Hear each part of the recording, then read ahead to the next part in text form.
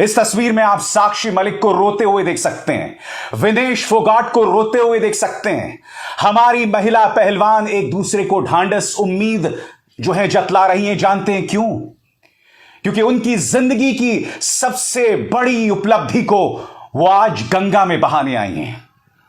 क्या आज ये देश अपनी कायरता से बाज आएगा? ये देश शर्मिंदा होगा? आज ये खिलाड़ी इन्हें आईना दिखा रहे हैं क्योंकि इस देश के प्रधानमंत्री अपने आरोपी सांसद बृजभूषण शरण सिंह पर कोई कार्रवाई ना कर सके। दो एफआईआर दर्ज हैं, एक पॉक्सो को लेकर, मगर गिरफ्तारी नहीं हुई। वो व्यक्ति जो खुलेआम संसद में घूमता रहा, खुलेआम तस्वीरें खिंचवाता रहा और हमारे खिलाड़ी रोते रहे जैसे आज रो रहे हैं। मगर ये पहली बार नहीं हुआ है। याद कीजिए, आज से कई दशकों पहले मोहम्मद अली ने इसी तरह से अमेरिका की एक नदी में अपना मेडल बहा दिया था। जानते हैं क्यों? क्योंकि उस वक्त मोहम्मद अली जो हैं नस्लवाद के खिलाफ प्रदर्शन कर रहे थे और आज अपनी लाज बचाने के लिए यह महिला पहलवान गंगा के सामने पहुंची है इंसाफ मांगने, यह कहते हुए कि गंगा मां तुम पवित्र हो और हमारे मेडल जो हमारी पवित्र मेहनत का परिणाम है एक ही जगह जा सकते हैं और वो है मां गंगा की गोद में। मगर कहां गया वो जो खुद को गंगा मां का बेटा बताता था, जो ये कहता था कि ना मैं यहां आया हूं ना मुझे किसी ने बुलाया है।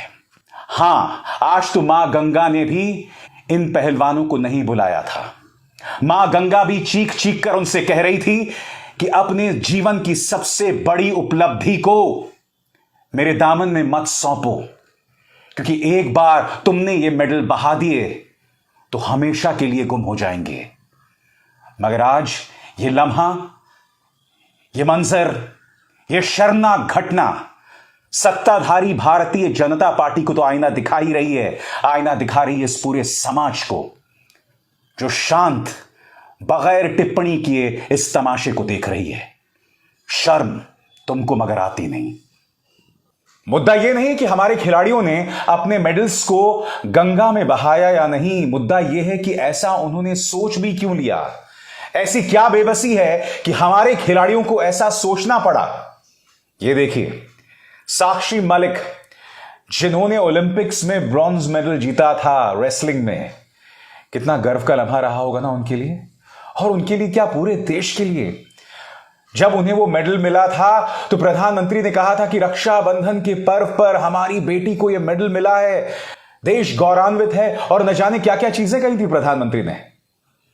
आज भारत की वो बेटी इतनी बेबस है कि वो अपना मेडल जो है गंगा में प्रवाहित करने की सोच रही है। कितने शॉकिंग बात है ये दोस्तों अपने आप में। सबसे पहले मैं आपको बतलाना चाहूंगा कि साक्षी मलिक ने बाकायदा यह संदेश जारी किया है दोस्तों, और उसमें वो बता रही हैं उनकी बेबसी की दरअसल वजह क्या है। उनका कहना है कि मैं इंसाफ की उम्मीद कहां से करूं, क्योंकि हर तरफ से इंसाफ के रास्ते बंद हो गए हैं। यही वजह है कि देश की आन बान शान बजरंग पुनिया, विनेश फोगाट, साक्षी मलिक अपने मेडल्स गंगा में बहाने चाहते हैं। मैं आपको बतलाना चाहता हूं कि साक्षी मलिक ने बेबसी में क्या कहा आपकी स्क्रीन पर। वो कहती है, मैं किसके पास जाऊं, राष्ट्रपति के पास जा नहीं सकती, वो तो हमसे चंद किलोमीटर दूर रहती हैं, उन्होंने एक बार भी हमारी सुध नहीं ली। मगर साक्षी जी, आप राष्ट्रपति से क्या उम्मीद करेंगी? उनका हक था नई संसद का उद्घाटन, मगर उस हक को भी छीन लिया प्रधानमंत्री नरेंद्र मोदी और भारतीय जनता पार्टी ने। क्या कहती हैं वो राष्ट्रपति के बारे में आपकी स्क्रीन पर? यह सवाल आया कि किसे लौटाएं, हमारी राष्ट्रपति को जो खुद एक महिला हैं। मन ने ना कहा, क्योंकि वो हमसे सिर्फ 2 किलोमीटर बैठी सिर्फ देख सकती हैं, लेकिन कुछ भी नहीं बोली।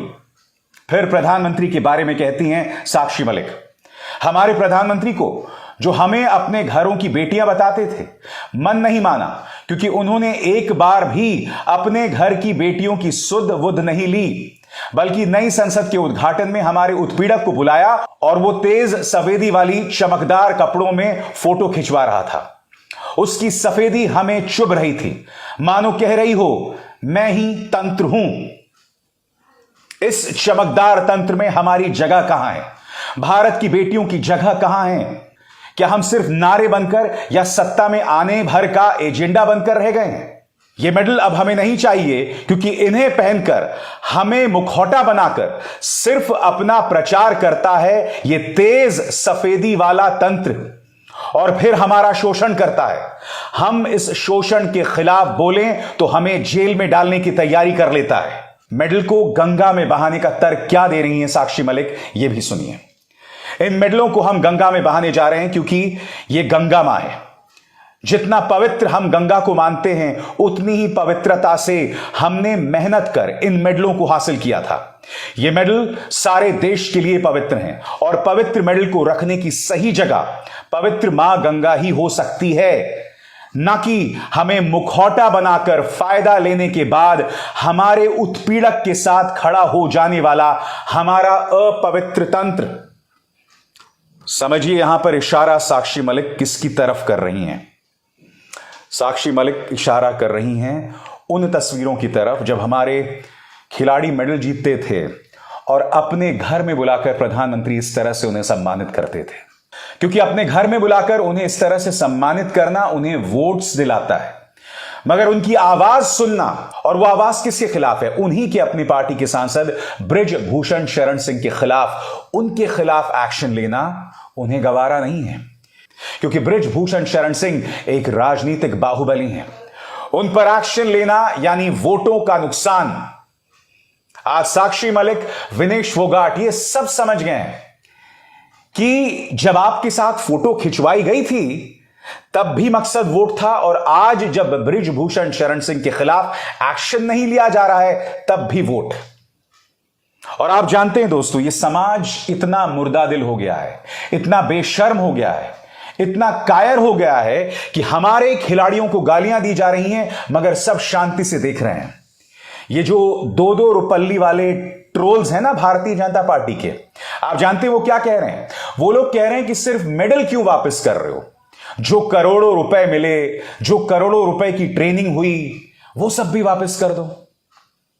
तो बेटा याद रखो, वो जो उन्हें करोड़ों रुपए मिले भी ना, वो भी उनकी मेहनत से मिले थे। वो उनका मेहनताना था।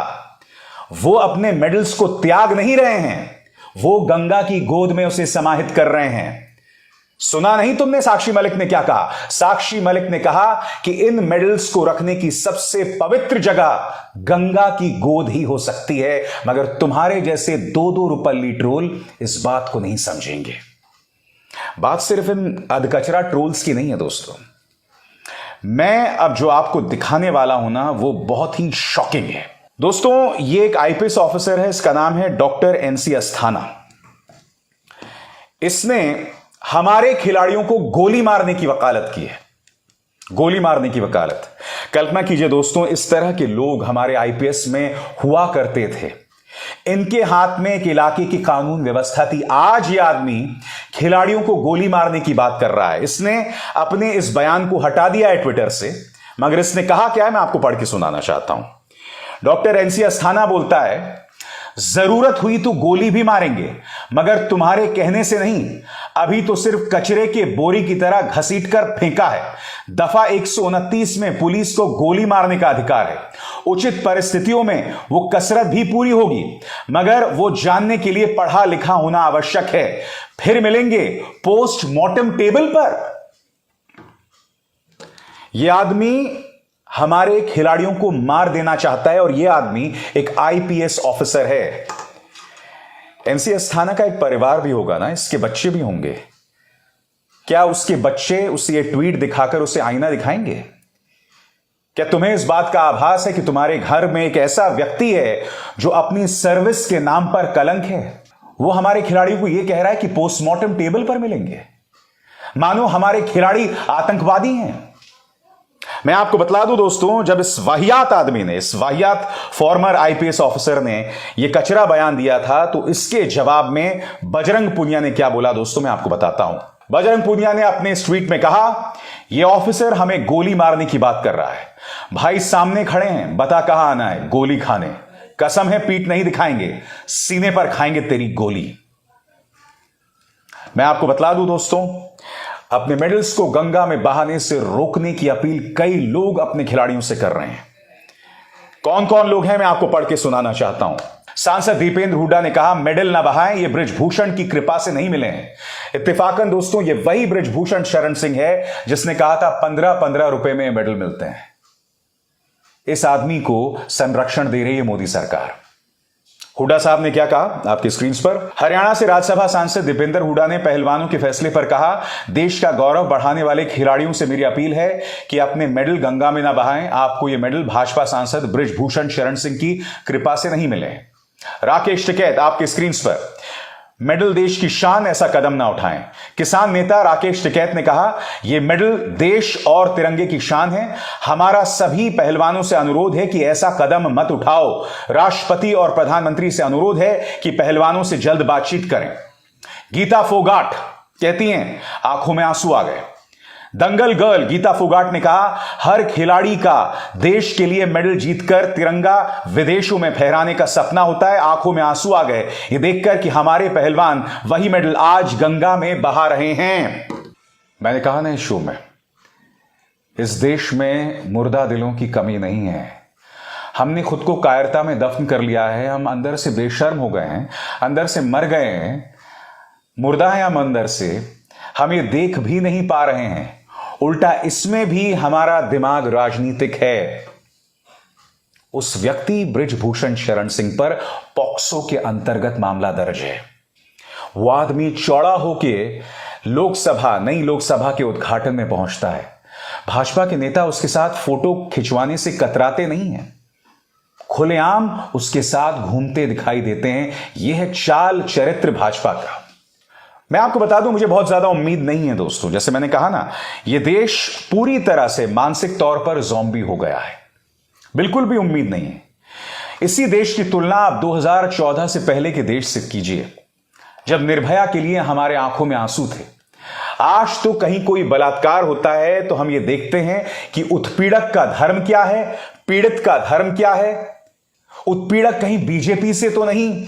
अगर बीजेपी से है तो हमारा खून नहीं खौलेगा, अगर माइनॉरिटी से है तब हमारा खून खौलेगा।